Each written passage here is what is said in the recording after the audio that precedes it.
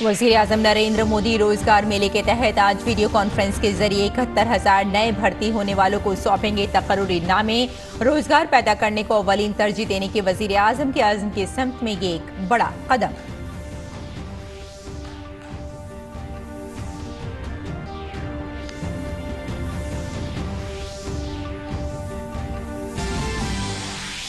वज़ीर ख़ारजा doctor S Jaishankar आज कोलंबो में श्रीलंका के सदर और वज़ीर आज़म से करेंगे मुलाकात। श्रीलंका में जारी सियासी और इक़्तिसादी बहरान के दौरान डॉक्टर एस जयशंकर के इस दौरे को माना जा रहा है बहुत अहम।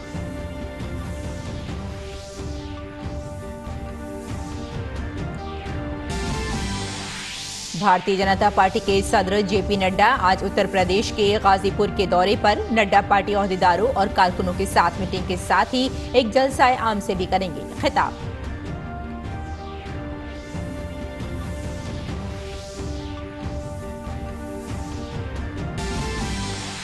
सुप्रीम कोर्ट बिहार हुकूमत की तरफ से कराई जा रही जात पर मबनी मरदमशुमारी को चैलेंज करने वाली दरख्वास्त पर आज करेगा समाअत।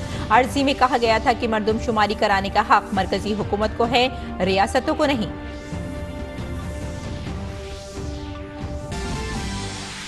और खेल की खबरों में हॉकी आलमी कप में भारत ने अपने आखिरी लीग मैच में वेल्स को दी 4-2 से शिकस्त। इस जीत के साथ ही भारत पॉइंट्स टेबल में दूसरी पोजीशन पर बरकरार। क्वार्टर फाइनल में पहुंचने के लिए अब क्रॉस ओवर मैच 22 जनवरी को न्यूजीलैंड से होगा।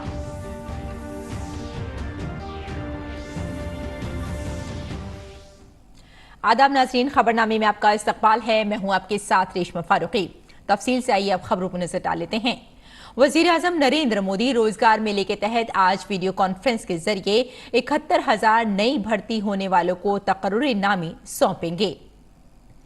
इस मौके पर वज़ीर आज़म उन नौजवानों से खिताब भी करेंगे।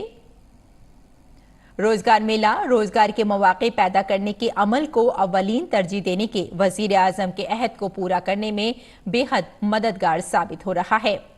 उम्मीद है कि रोजगार मेला आइंदा रोजगार के मौके पैदा करने में एक तहरीक के तौर पर काम करेगा और नौजवानों को बाइख्तियार बनाने नीज कौमी तरक्की में शराकत दारी के मौके पैदा करेगा।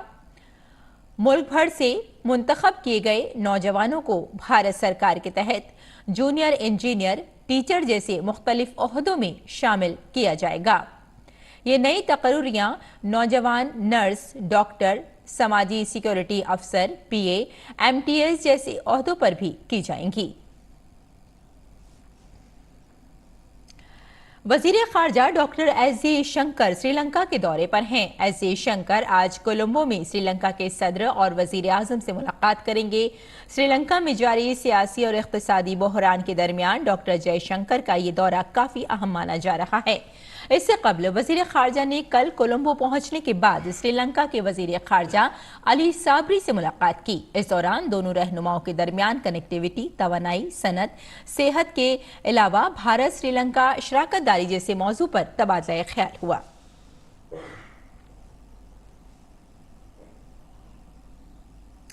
बीजेपी के कौमी सदर जेपी नड्डा उत्तर प्रदेश के दौरे पर हैं। अपने दौरे के दौरान जेपी नड्डा आज गाजीपुर जिले में एक रैली से खिताब करेंगे। इसे आइंदा साल होने वाले आम इंतखाबात के लिए पार्टी की मुहिम का आगाज माना जा रहा है। वो बीजेपी ओहदेदारों और कारकुनों के साथ मीटिंग भी करेंगे। और आपको बता दें कि पोहारी बाबा आश्रम में दर्शन करने के बाद वो साबिक फौजियों के साथ भी बातचीत करेंगे। गाजीपुर का दौरा करने से पहले जेपी नड्डा वाराणसी में वाक़े काशी विश्वनाथ मंदिर में पूजा अर्चना करेंगे।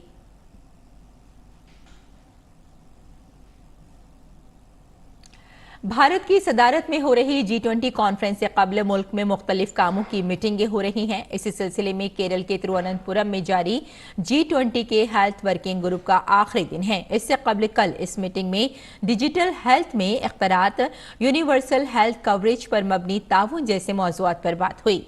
मुस्तकबिल में किसी भी तरह की वबा से निमटने के लिए इमरजेंसी रिस्पॉन्स सिस्टम की मजबूती पर इत्तेफाक हुआ। मुख्तलिफ ममालिक के नुमाइंदों ने सेहत के शोबे के ताल्लुक से भारत की कोशिशों की तारीफ की। कल मीटिंग से अलहदा G20 नुमाइंदों ने बता दें आपको, किम्स हेल्थ अस्पताल का दौरा किया और वहां पर सेहत से मुताल्लिक तकनीक के बारे में भी जाना। इसके अलावा नुमाइंदा आर्ट एंड क्राफ्ट विलेज भी गए, जहां उन्हें केरल के फन और सकाफत से रूबरू होने का मौका मिला। इसके अलावा कुदरती रंगों से सजी केरल की मशहूर कलामे झूतू फन को भी पेश किया गया, जो कि आर्या, द्राविड़ और कबायली रिवायत की एक अनोखी मिसाल है। बिहार में जारी जात पर मबनी मर्दमशुमारी के खिलाफ दायर अर्जी पर आज सुप्रीम कोर्ट में समाअत होगी। दरअसल बिहार हुकूमत के एजेंडे में जात पर मबनी मर्दमशुमारी शामिल है। रियासत में जात पर मबनी मर्दमशुमारी का अमल जारी है। इसे मनसूख करने का मुतालबा करते हुए सुप्रीम कोर्ट में दरख्वास्त दाखिल की गई थी, जिसे सुप्रीम कोर्ट ने मंजूर कर लिया था। दरख्वास्त गुजार की दलील है कि मर्दमशुमारी कराने का हक मरकजी हुकूमत को है, रियासती हुकूमत को मर्दमशुमारी का हक नहीं है।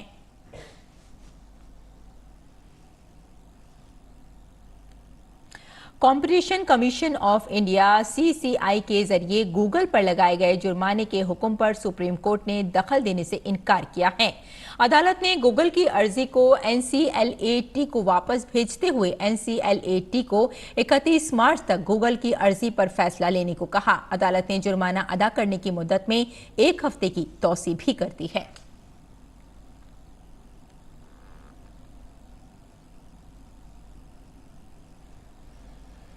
वजारत खारजा के हफ्तेवार इजलास में पाकिस्तानी वजीर आजम शहबाज शरीफ की वजीर आजम नरेंद्र मोदी से मुज़ाकरात की अपील पर भारत ने सख्त मौक़िफ़ इख्तियार करते हुए एक बार फिर वाज़ेह किया है कि भारत भी मामूल के ताल्लुकात चाहता है, लेकिन इससे पहले पाकिस्तान दहशतगर्दी से पाक माहौल बनाए।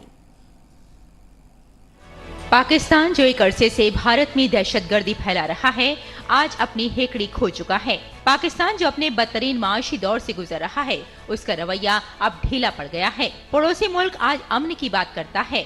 पाकिस्तान के वजीर आजम शहबाज शरीफ ने एक इंटरव्यू में कहा कि पाकिस्तान ने भारत के साथ 3 जंगों के बाद सबक सीख लिया है और अब वो अपने पड़ोसी के साथ अमन चाहता है।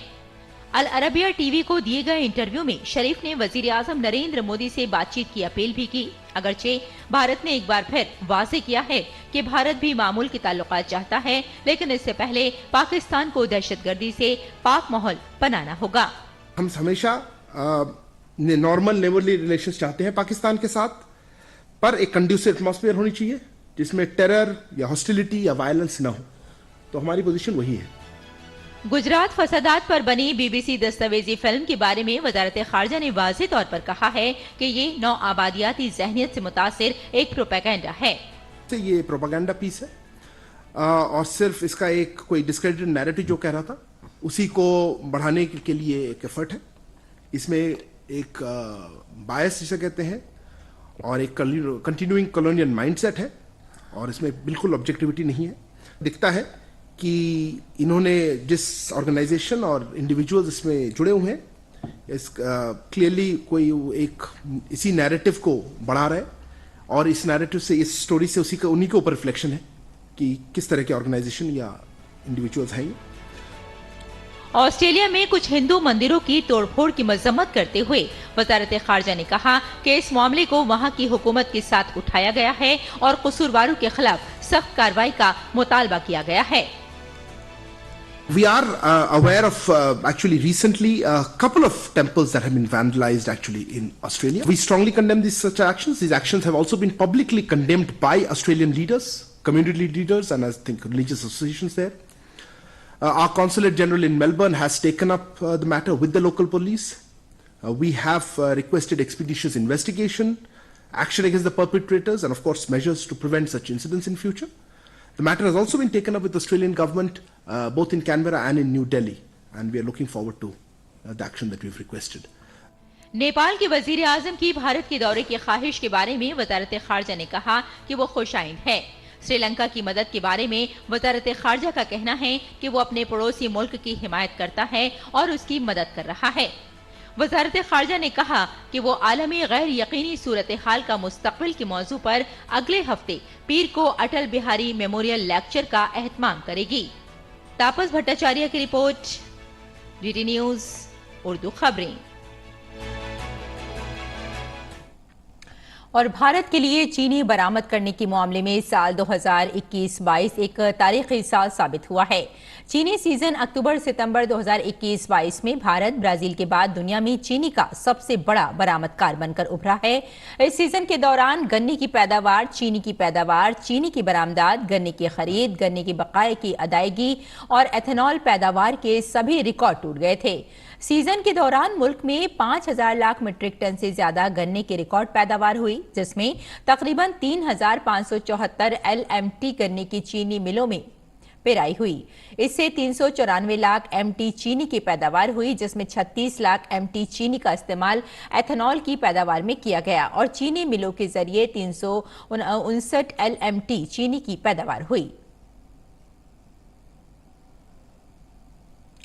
दिफा के वजीर मुमलिकत अजय भट्ट ने कल दिल्ली कैंट में एनसीसी के यौम जमहूरिया कैंप का दौरा किया। इस मौके पर एनसीसी कैडेट्स ने वजीर मुमलिकत बराए दिफा को गार्ड ऑफ ऑनर पेश किया। इस मौके पर डीडी न्यूज से खुसूसी बातचीत में उन्होंने बताया कि एनसीसी कसरत में वहदत की बेहतरीन मिसाल है और इसके कयाम के बाद से ही इसे इदारे ने मुल्क के नौजवानों को नज़्मो ज़ब्त के इक़दार को कायम करने का काम किया है। किरदार, जुर्रत के जज्बे और नजरियात ने अहम किरदार अदा किया।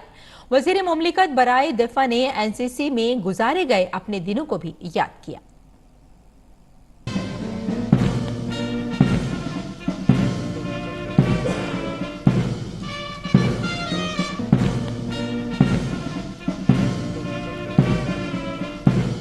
क्या कहेंगे, आज आपने एनसीसी के गणतंत्र दिवस शिविर का दौरा किया, कितना डिसिप्लिन दिखाई दिया और आपने भी अपने एनसीसी दिनों को याद किया? मैं अपने को बहुत सौभाग्यशाली समझता हूँ कि जहाँ देश के माननीय प्रधानमंत्री जी पहले नंबर पर, माननीय रक्षा मंत्री जी दूसरे नंबर पर और तीसरे नंबर पर मैं स्वयं एलुमनाई में आता हूँ।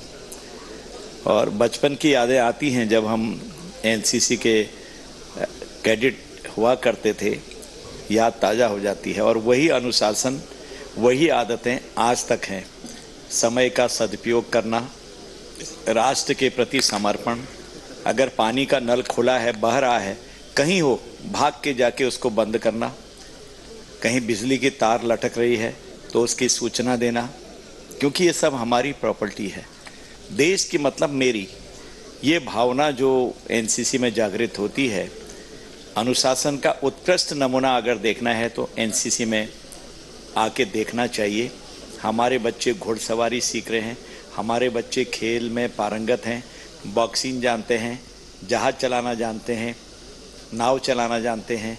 कोई ऐसी चीज़ नहीं है जो बच्चे नहीं जानते हैं। और बाकी बंदूक चलाना ये तो कॉमन चीज़ हो गई है। और जो अत्याधुनिक हथियार आज आ गए हैं उनके बारे में भी हमारे बच्चों को जानकारी है। तो परफेक्ट नागरिक बन के निकल रहे हैं, आदर्श नागरिक बन के निकल रहे हैं। ये हम सब के लिए खुशी की बात है। उत्कृष्ट नमूना अगर अनुशासन का देखना है, किसी ने त्याग और समर्पण का देखना है, राष्ट्र प्रेम का देखना है, तो एनसीसी के कैंप्स को जरूर ही देखना चाहिए। एनसीसी कैडेटों का अनुशासन और उनका जो भी यहाँ पर उन्होंने प्रदर्शन किया, उसे देखकर रक्षा राज्य मंत्री काफ़ी उत्साहित नजर आए और उन्होंने कहा कि राष्ट्र निर्माण में एनसीसी अपनी अहम भूमिका निभा रही है।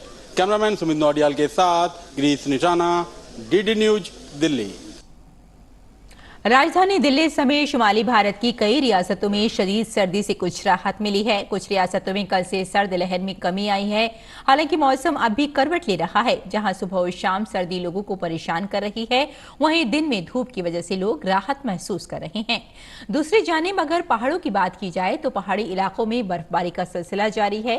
हिमाचल प्रदेश के कई इलाकों में कल शदीद बर्फबारी हुई। महकमा मौसमियात के मुताबिक एक और मगरिबी डिस्टर्बेंस आज रात शुमाली मगरिबी भारत के नजदीक आने का इम्कान बताया जा रहा है। इससे मैदानी इलाके मुतासिर होने का इम्कान है।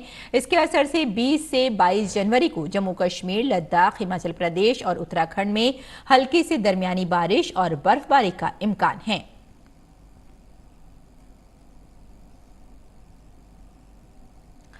धुंध और कम बसारत ने गाड़ियों की रफ्तार को मुतासिर किया है। कम बसारत की वजह से रेल सर्विस भी मुतासिर हो रही है। कई ट्रेनें अपने मुकर्ररा वक्त से कई घंटे ताखिर से चल रही हैं। इसके अलावा कई ट्रेनों के रूट में तब्दीली भी की गई है। धुंध के 22 नॉर्दर्न रेलवे जोन में 16 ट्रेनें ताखिर से चल रही हैं, जिसकी वजह से मुसाफिरों को शदीद परेशानी का सामना है। मुसाफिरों को शदीद सर्दी में ट्रेनों के इंतजार में घंटों रेलवे स्टेशनों पर बैठना पड़ता है।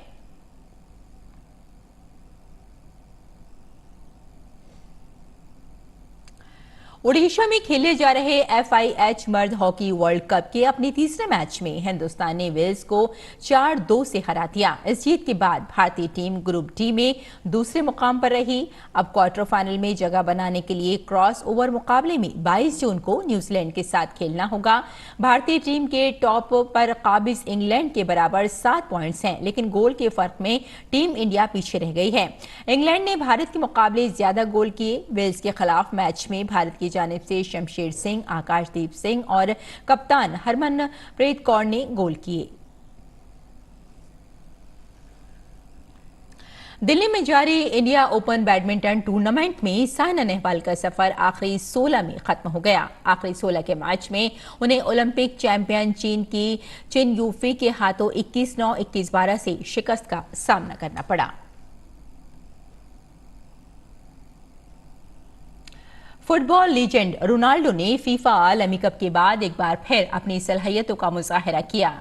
जुमेरात को रोनाल्डो ने अल नस्र के साथ मुआहदा करने के बाद अपना पहला मैच सऊदी अरब में खेला। PSG के खिलाफ खेले गए इस मैच में अगरचे PSG की टीम ने 5-4 के फर्क से जीत दर्ज की, लेकिन इससे बड़े मुकाबले में दोनों ही क्लबों के तजुर्बेकार खिलाड़ियों का दबदबा देखने को मिला, जहां दोनों तरफ से गोल किए गए। इस मैच में जहां PSG के स्टार खिलाड़ी मेसी और काइलोन ने गोल किए, वहीं अल नस्र की जानिब से पहला मुकाबला खेल रहे रोनाल्डो ने 2 गोल दागे। काबिल जिक्र बात यह है कि पुर्तगाल के स्टार खिलाड़ी क्रिस्टियानो रोनाल्डो ने हाल ही में सऊदी अरब के क्लब अल नस्र में शमूलियत इख्तियार की है।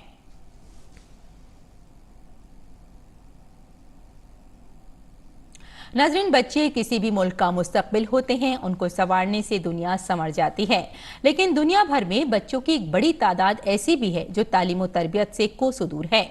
दिल्ली का हमारी सदा ओजे फलक सेंटर ऐसे बच्चों को तालीम और बेहतर मुशावरत देकर उनके मुस्तकबिल को संवारने के लिए काम कर रहा है। इस सेंटर के तहत कौमी राजधानी की JJ कॉलोनी में चल रहा ओजे फलक एजुकेशन सेंटर गरीब और नादार बच्चों के लिए उम्मीद की किरण बन गया है।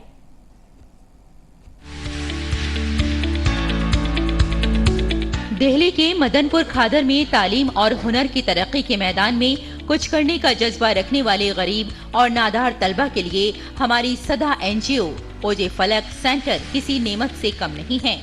यहाँ ऐसे बच्चों को न सिर्फ मुफ्त तालीम और हुनरमंदी की सहूलियात फराहम की जाती हैं, बल्कि उनके खाने पीने का भी इंतजाम किया जाता है।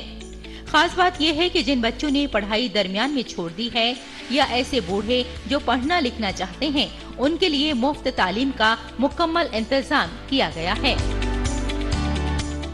शिक्षा पर सभी का हक है और सरकार भी यही चाहती है कि सभी बच्चों को शिक्षा मिले, सभी बच्चे पढ़ें, सभी बच्चे आगे बढ़ें।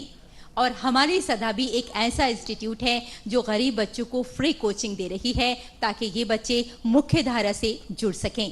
मेरा मोटिव है जो बच्चे और महिलाएं हैं जो पढ़ना चाहती हैं, जिनको क्वालिटी ऑफ एजुकेशन नहीं मिल पा रहा, तो मैं हमारी सदा थ्रू के यहाँ पे उनको पढ़ाती हूँ और अपने पढ़ाई के लिए भी टाइम निकालती हूँ। एजुकेशन एंड स्किल डेवलपमेंट के शोबे में हर हफ्ते 2 दिन बच्चों के लिए खुसूसी प्रोग्राम भी मुनाकिद किए जाते हैं, जिनमें उनकी छिपी हुई सलाहियतों को निखारने के लिए काम किया जाता है। यहाँ ऐसे तजुर्बेकार लोगों की खिदमत भी ली जाती है जिन्होंने मुख्तलिफ शोबों में शानदार खिदमत अंजाम दी हैं। ये अपने काम के जरिए तहरीक का जरिया बने हैं। बच्चों की काउंसलिंग के लिए ऐसे ही लोगों को बुलाया जाता है।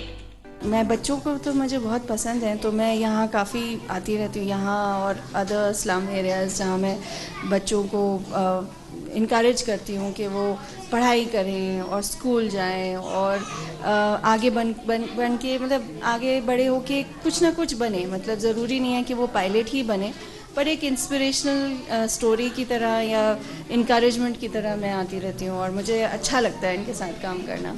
हमारा एक ख़ास मकसद ये है कि ख़ास तौर से जो वीकर सेक्शन के लोग हैं, जो क्वालिटी एजुकेशन नहीं ले पाते हैं, उनको हम ट्यूशन प्रोवाइड यहाँ पे करते हैं। यहाँ पे हम पहली से 12वीं क्लास के बच्चों को ट्यूशन दे रहे हैं। इसमें ख़ास तौर से वो बच्चे शामिल हैं जो एजुकेशनली वीक हैं या फाइनेंशियली वीक हैं, और इसमें से कुछ बच्चे वो हैं जो ड्रॉप आउट्स हैं। हमारी सदा ट्रस्ट के जिम्मेदारान का कहना है कि उनका बुनियादी मकसद हर घर में तालीम की शमा का रोशन होना है। मुल्क में तालीमी मैदान में तमाम तर जरूरी कोशिशों के बावजूद कुछ लोग कहीं पीछे छूट जाते हैं, लेकिन हमारी सदा जैसी तंजीमों की तरफ से उन्हें तलाश करने और उन्हें मुआशरे के मरकजी धारे में वापस लाने और मुआशरे का मुस्तकबिल बनाने की कोशिशें बेमिसाल हैं। Bureau report, DD news. और नाजरीन, आइए अब नजर डाल लेते हैं दिल्ली से शाये कुछ उर्दू अखबारात पर।